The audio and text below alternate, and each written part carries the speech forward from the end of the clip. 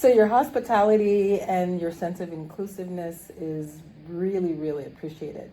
So why don't we get started by you're telling me a little bit about Sifton, a historical background, and your role at Sifton. Sure, okay. Sifton's been around for, I believe it's 103 years now.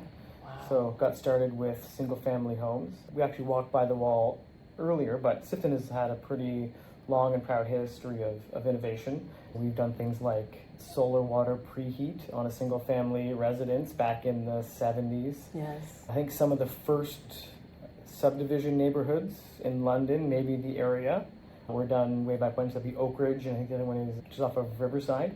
So there's some first two before everything was just, your standard grid pattern of neighborhoods. Right. Then we built some malls, we got into that, and then recently West 5, which has a very strong focus towards community and sustainability.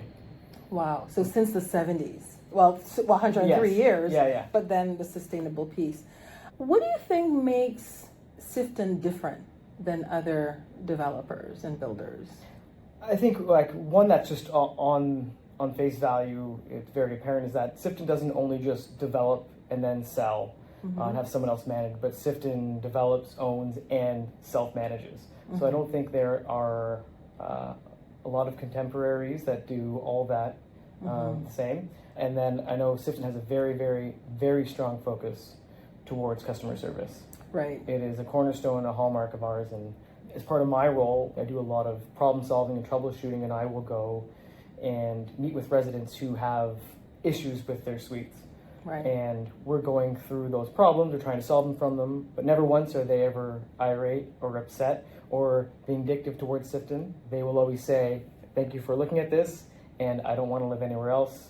I really like living in a Sifton home. So the attitude is one of sustainability, because you guys are in it for the long haul, and obviously having been around for over 100 years, that says a lot. And I think I've shared this with you before, is I've been a huge fan of Sifton since I moved to the London area, which was around 2014. And then once West 5 was established, I would pass by here and I was like, wow, that's so cool. They're putting up solar panels and they've got grass on the roof and green walls and all kinds of stuff. So I've always been impressed. And so the ability for me to be here and to interview you is just one of those dreams, to be honest with you. So I was really excited when we met.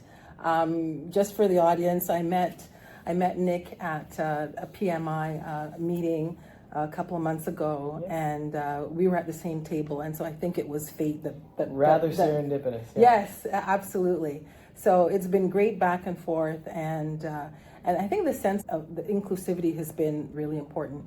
So tell me about your specific role at Sifton. Sure. So I'm the manager of building assets.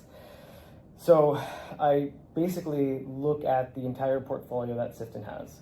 We have, in our res rentals division, we have townhomes and mid-rise apartments in the Berkshire and Westmount areas, and then all the rental apartments and townhomes here in West 5.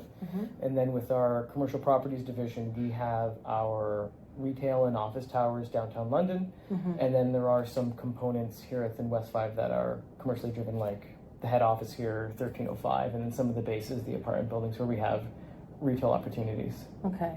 So how many square feet are we talking about? Hundreds of thousands. Hundreds of thousands of square feet. And so you're responsible for those assets, everything from procurement right through to all the service that's involved? I almost look at myself as a bit of an inside consultant. So I perform building condition assessments. I make recommendations on capital expenditures, what those components are, and when they would be critical to replace, looking at budgets and planning for those. But then also looking at buildings from an energy perspective, which is a new initiative I'm taking on here. So we are currently underway with performing energy audits for all of our buildings so that we can determine their baseline. And then we can first start to look at some low and no cost commissioning exercises to help the building operation and energy efficiency. And then we're going to start looking at controls upgrades and major equipment replacements as well. Lots of retrofits. Yeah. Okay. Because everyone has very different definitions, but how would you define sustainability within the context of what Sifton does? Sure. Well, I guess there's maybe two components. I'll say West 5 is very unique compared to the rest of the portfolio. Okay. Very much so. Okay. So where do you want to start? Do you want to talk about West 5 or the rest of the portfolio? We'll start about West 5. Okay, let's start there. Okay, yeah. So, like we had discussed about the Sifton Center here, it was a test bed for a lot of new and innovative technologies. Like if I were even just to throw a dart at, I think there's probably 9 very new things that we tried in this building. Tell us about those. Sure. Okay. So obviously solar panels, yes. right? That's a big one. And I'll be brief on these. Green roofs, yes, which have some benefits for longevity of the roofing system. Also, we don't retain as much energy in our roofing assembly. And then we have our green wall, which is a new one. Yes. We have our gray water reclamation system. Yes. We have which is one of my favorites. You know, you go to the washroom and you see some funky things happening there, but you know it's all for the good. Yes, it's all for the good. That's right. Yeah. We have the automatic tinting glass. We have the digital addressable lighting control system. Right. We have also one you wouldn't actually see, but we have something called the CMP, which stands for Centralized Management Platform. Okay. And it is something that we've worked on where we take all the disparate building automation systems, so things like HVAC, lighting, elevator, generator, solar, everything, and we combine it under one pane of glass. So we have control and visibility of all of our operating systems without having to dive into each different graphical user interface. Okay, and was that uniquely designed for you guys? It was.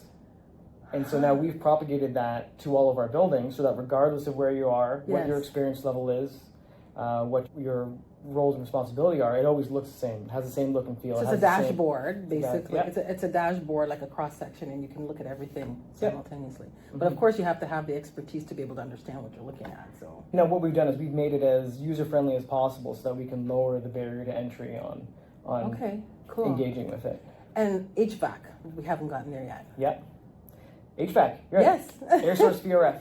Yeah. So it is a technology. At the time, it was very new, especially to our area here.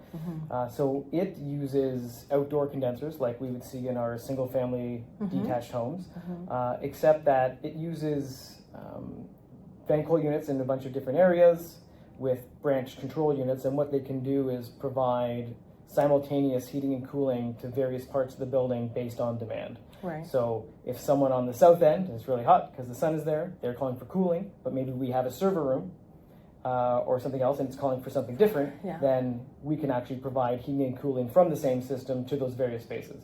And then if one area has a call for heat, another area has a call for cooling, we can actually use the rejected heat to go and service that other space without having to go back up to the condenser units to reject to the atmosphere. I think that that's absolutely fabulous. Like I'm so impressed with that because it's kind of efficiency on steroids, right? It's not just about pumping something in or out.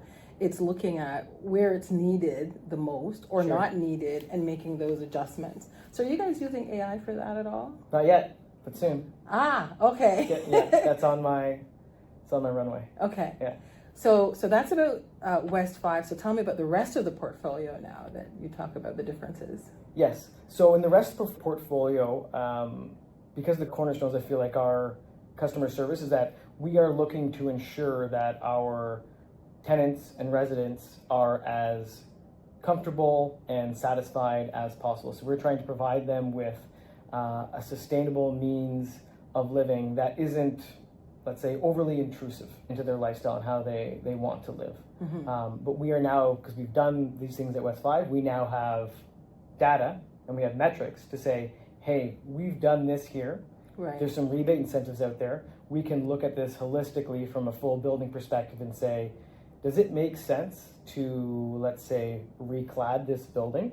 And we're actually doing that in a couple instances where we've taken buildings from the 70s. We are now air sealing them, insulating them, and overcladding the existing masonry to give them another lease on life. Thanks for listening. Join us the next time for the second part in this series on sustaining innovation in built environments. Thank you. I'm Shelly Ann John, and this is Sustainably SAJe.